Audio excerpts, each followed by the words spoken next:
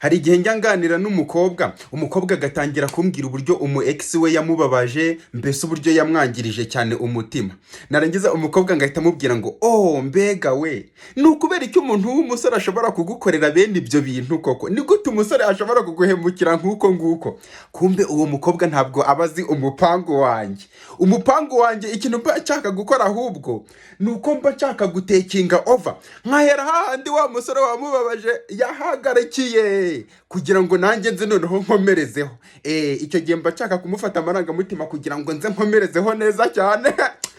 Ikibazo mani ni uko abakobwa baka amafaranga y'itike, ahubwo ubundi nicyo gihita kiba ikibazo cyonyine, ni uko baka amafaranga y'itike kugira ngo muze kubonana nyine aze kukureba. Ubundi nicyo kibazo cyonyine gusa. Uhuye n'umusore atangiye kukugirira impuhwe ngo ni ukubera iki ngo umusore yagukorera bene ibyo bintu, nawe rega ziragufashe yo.